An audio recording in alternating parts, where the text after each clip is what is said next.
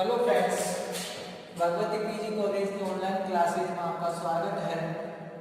आज का हमारा टॉपिक रिप्रोडक्टिव सिस्टम ऑफ पाइला। पाइला में जनन तंत्र है, लेकिन इससे पूर्व जो हमारा टॉपिक रह गया था वो क्या था? Nervous system. इस नर्वस सिस्टम के अंतर्गत हमारा लास्ट वाला जो टॉपिक था उसका नाम क्या था? नर्व। ये नर्व यानी कि तंत्रिकाएं हैं, इसके अंतर्गत रह गई। नर्व्स यानी कि तंत्रिकाएं हैं वो इसके अंतर्गत रह गई थी। इन तंत्रिकाओं को थोड़ा 5-1 मिनट में अपन क्या करते हैं, पूर्ण करते हैं, और उसके बाद में फिर अपन अपना जो टॉपिक है रिप्रोडक्टिव सिस्टम उसको स्टार्ट करेंगे। देखो, तंत्रिकाओं की हम जैसे ही बात करते हैं तो गैंग्लियो यानी कि गुच्छकों से निकलने वाली गुच्छक जो होते हैं, उन गुच्छकों से जो निकलती है उसे अपन किसके नाम से जाने जाएंगे? अपन उनको तंत्रिकाओं के नाम से जाने। गुच्छकों से निकलने वाली जो तंत्रिकाएं होती है उनको तंत्रिकाओं के नाम से जानते हैं, और ये निम्न होती है। ये क्या है? निम्न है। अब निम्न में सबसे पहले हम बात कर देते हैं। सबसे पहले निकलने वाली होती है from cerebral ganglion. From cerebral ganglia.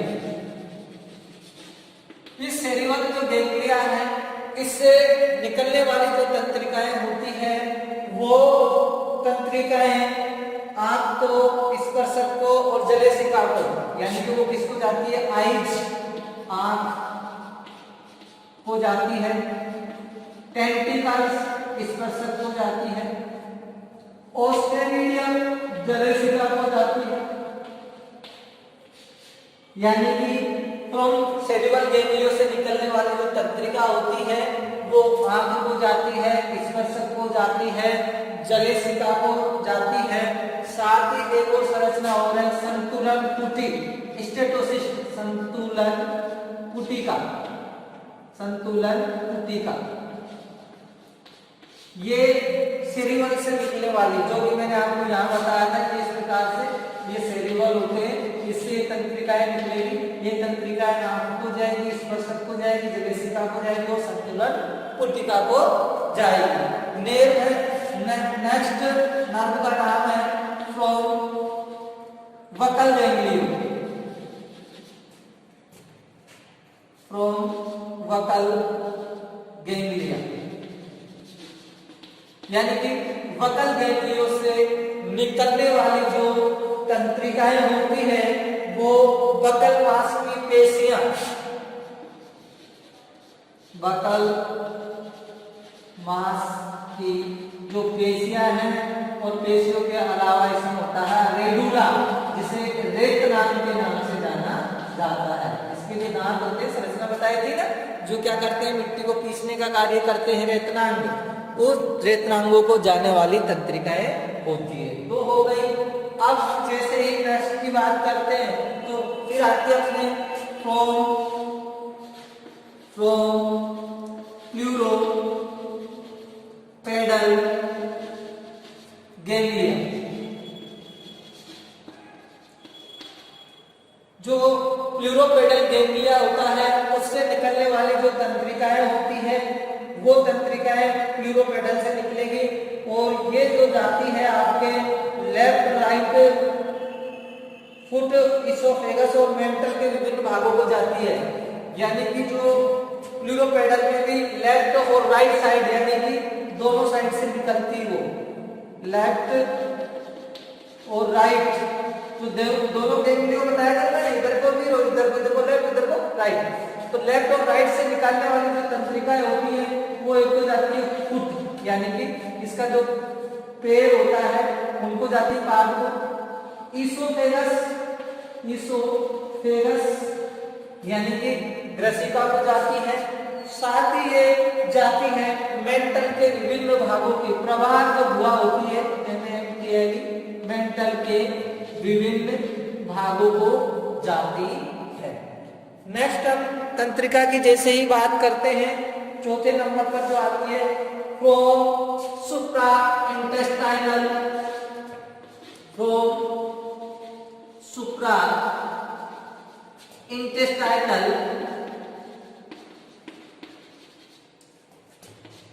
Ganglia, from supra intestinal जो गैंग्लिया होता है उससे निकलने वाली जो तंत्रिकाएं होती हैं वो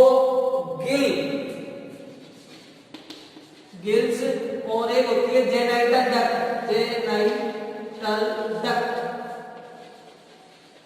यानी कि जनन वाहिनी को जाती है तो जेनाइटल डक्ट को जाती है और एक किसको जाती है, गिल्स को जाती है, सुप्रा इंटेस्टाइनल से।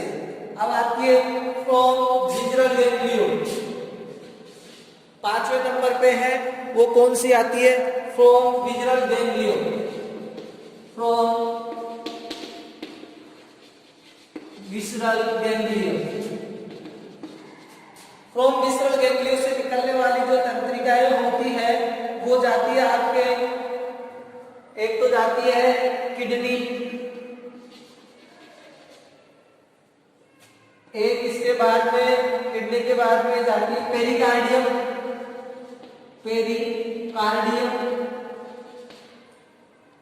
पेरिकार्डियम के बाद में ये जाती है स्टोमच,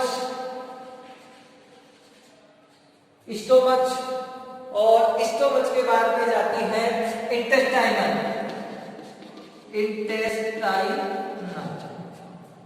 ये किससे निकलती है, विज़रल गैंग्लियो से। उसके बाद में हम बात करते हैं इसके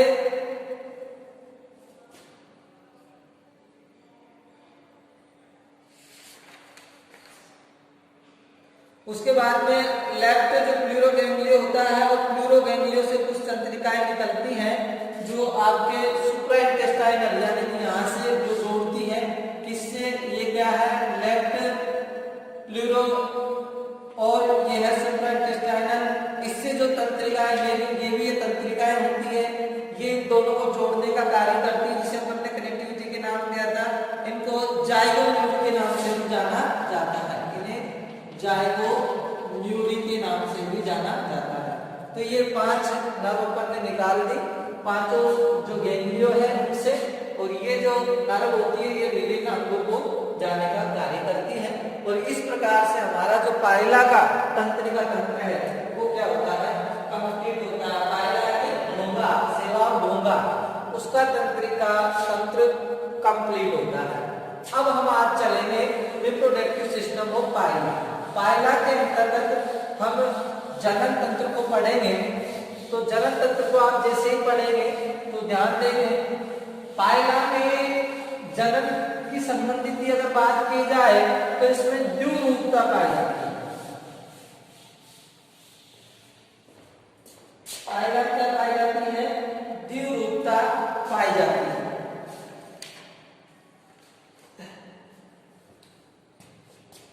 अब अपना स्टार्ट होगा टॉपिक। पाइला में स्पष्ट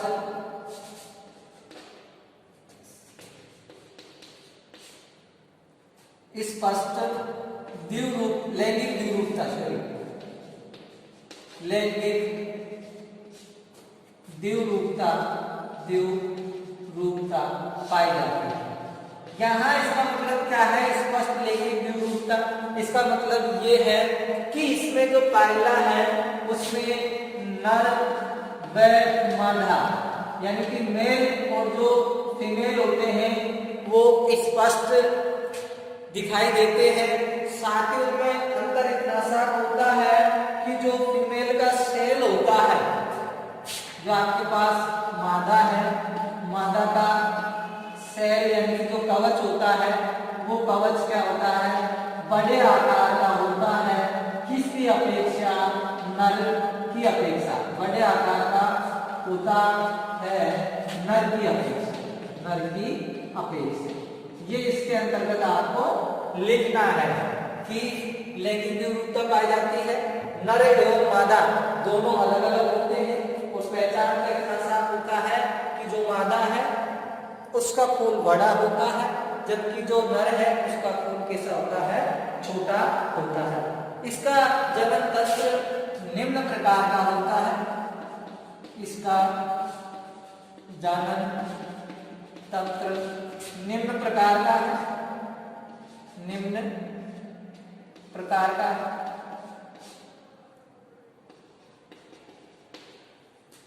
निम्न प्रकार से मतलब है, इसको अपन दो भागों में बांटेंगे।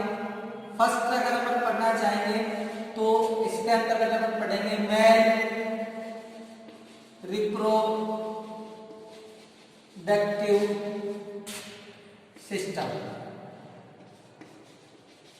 यानी कि नर जनन तंत्र पढ़ेंगे, मेल रिप्रोडक्टिव सिस्टम। दूसरा अगर हम पढ़ेंगे तो वो पढ़ेंगे इसके अंतर्गत फीमेल रिप्रोडक्टिव सिस्टम। दूसरे का नाम क्या है, female reproductive system. Female reproductive system, ये दो के अंतर्गत हमारा क्या है, ये नर जनन तंत्र है वो कंप्लीट होगा। तो अब अपन हेडिंग डाल देंगे इसमें मेल रिप्रोडक्टिव सिस्टम। अब इसको मैं मिटा देता हूं, आ गया होगा यहाँ से आपकी समझी है जो। अब यहाँ से अपन पढ़ेंगे मेल रिप्रोडक्टिव सिस्टम। फर्स्ट और इधर लिख देंगे नर जनन तंत्र, male reproductive system. Male reproductive system की हम जैसे ही चर्चा करते हैं तो इसमें लिखेंगे इसका जो नर जनन तंत्र होता है वो निम्न भागों से मिलकर बना होता है। पहला का नर जनन तंत्र निम्न भागों से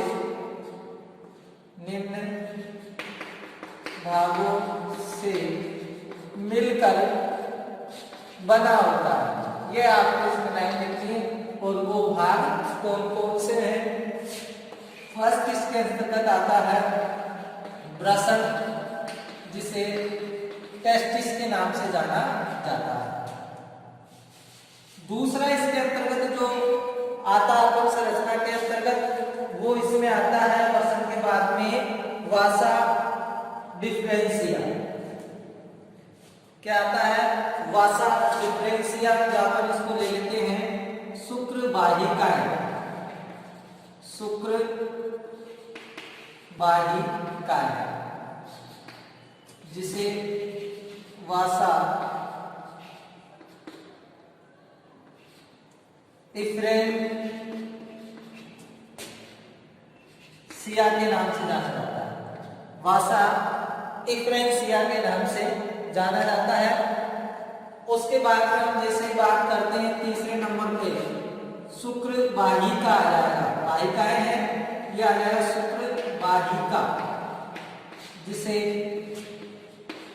वासा डिफरेंशिया के नाम से जाना जाता है। किसके नाम से जाना जाता है, वासा डिफरेंस के नाम से उसको जाना जाता है। वासा डिफरेंस, ये इसका कौन सा पार्ट होता है, वासा डिफरेंस जो होता है शुक्र वाहिनी के नाम से जानेंगे, जिसे वासा डिफरेंस।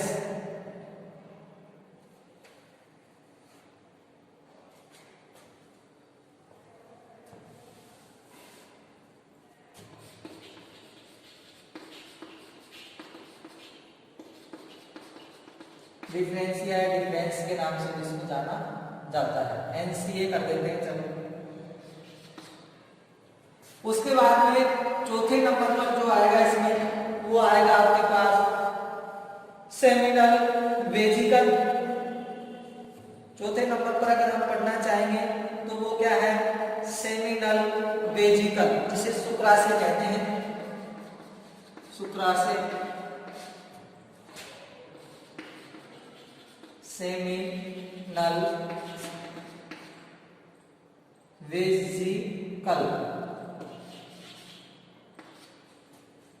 सेमिनल वेसिकल के नाम से इसे जाना जाएगा। उसके बाद में 5वें नंबर की हम जैसे ही चर्चा करते हैं तो इसके अंतर्गत सेमिनल वेसिकल के बाद में आता है मेल जेनाइटल कोर,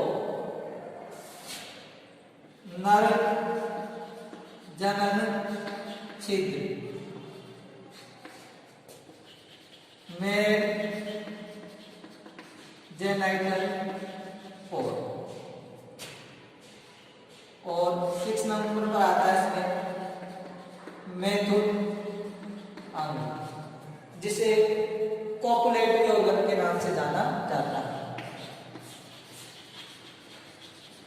ऑर्गन तो ये अपने किसमें है, नरजनन तंत्र के अंतर्गत है। और इसमें पहला क्या है, टेस्टिस, शुक्र वाहिका है, और शुक्र वाहिका, शुक्राशय, नरजनन छिद्र और मैथुन। इन सबके बारे में, प्रत्येक के बारे में 2-2, 3-3, 4 लाइन में इनके डेफिनेशन कहाँ पाए जाते हैं उनको कंप्लीट करेंगे। पहले हम इसका क्या बनाते हैं, डायग्राम बनाते हैं, चित्र बनाते हैं। तो देखते हैं इसका चित्र किस प्रकार। यहाँ पर आप देखेंगे ये एक डायग्राम मैंने बनाया है। ये किसका डायग्राम है, ये डायग्राम आपको दिखाई दे रहा होगा। ये पायला के जनन तंत्र का, यानी कि जो नरजनन तंत्र है उसका डायग्राम है। इसके अंतर्गत हम सबसे पहले देखते हैं कि ये क्या होते हैं, टेस्टिस, जिसे मतलब वृषण के नाम से जाना जाता है। और ये टेस्टिस या जो वृषण होते हैं, जो पायला का चक्र होता है, यानी कि 2 से तीसरे चक्र, जो इस प्रकार से राउंड होते हैं ना उसके पायला के, ये अपन डायग्राम बनाते। इस प्रकार के जो राउंड है उसका दूसरे से तीसरे चक्र के अंतर्गत ये टेस्टी है, ये पाए जाते हैं। और ये जो टेस्टी होते हैं एक चपटे त्रिभुजाकार प्लेट के रूप में होते हैं, मतलब इनकी संरचनाएं। और साथ ही ये जो डाइजेस्टिव ग्लैंड होती है, पाचक ग्रंथि होती है, उस पाचक ग्रंथि के अंदर है ये पाए जाते हैं। साथ ही में ये छोटी छोटी इकाइयों से मिलकर बने होते हैं। तो प्रत्येक इकाई से, यानी कि ये इस प्रकार से चपटी प्लेट होती है, इन प्रत्येक इकाई से नलिकाएं निकलती है। और जो नलिकाएं निकलती है प्रत्येक इकाई से, उसे वासा डिफरेंशिया के नाम से जाना जाता है। किसके नाम से जाना जाता है, वासा डिफरेंशिया का। कहने का मतलब ये है, आप इस प्रकार से समझेंगे कि ये टेस्टी है, इस प्रकार से चपटे आकार का। अब इससे क्या करेगी, इसके टेस्टी है, अब इससे छोटी छोटी ऐसे नलिकाएं निकलेगी।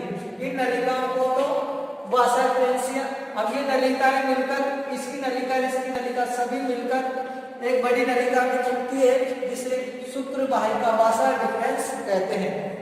अब इनमें अंतर कितना सा है, इनसे तो परिपक्व जो शुक्राणु होते हैं वो इनके द्वारा किसमें आते हैं, वासा डिफरेंस में आते हैं।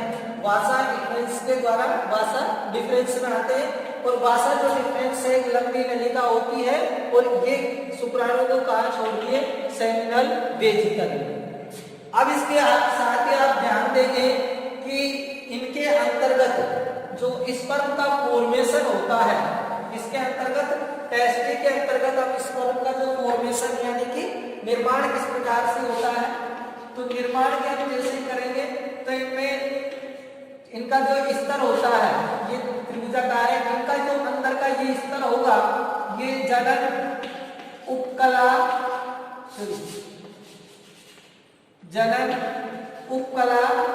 ऊतक का बना हुआ होता है।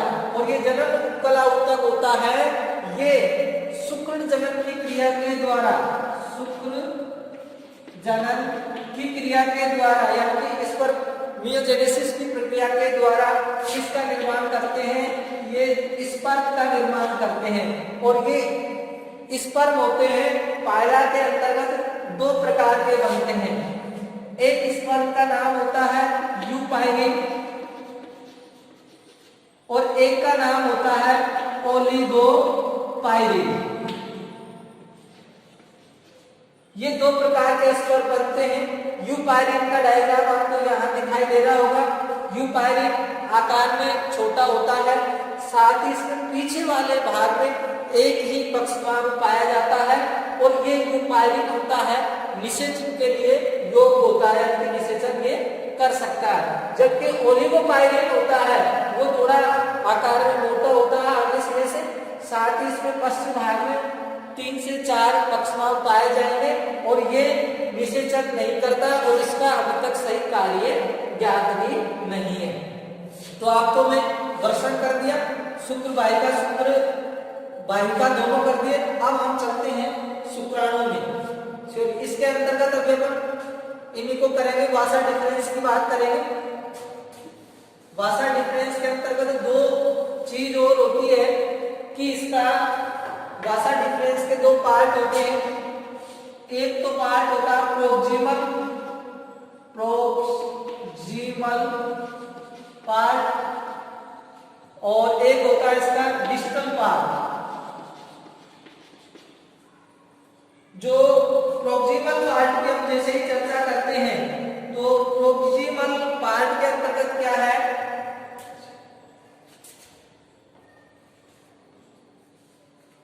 प्रोक्सिमल जो पार्ट है उस पार्ट के अंतर्गत क्या होता है, ये इसका कौन सा भाग होता है, प्रोक्सिमल पार्ट इसका अग्र भाग होता है, निष्ठस्थ भाग होता है। प्रोक्सिमल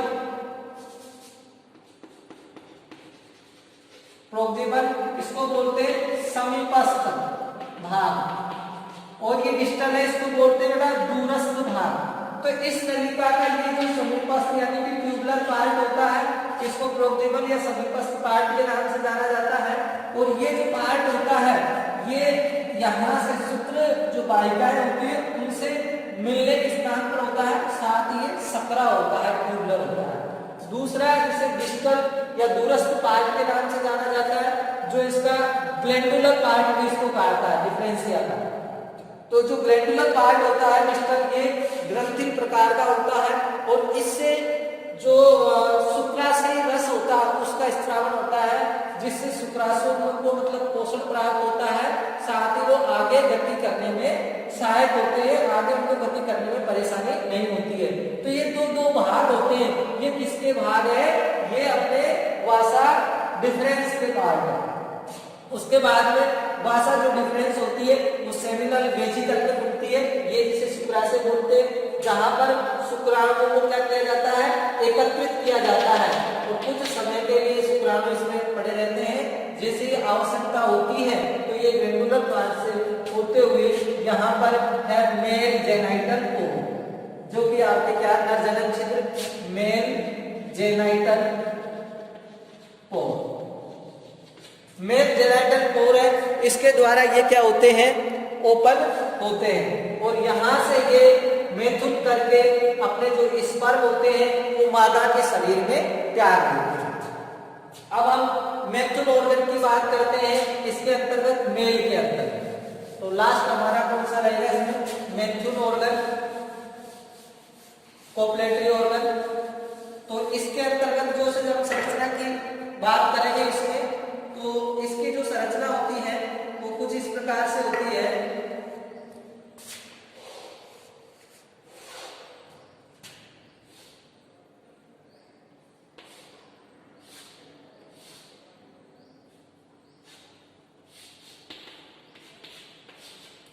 ये इसका क्या होता है भाई, पेनिस होता है, ये इसकी पेनिस सीट है।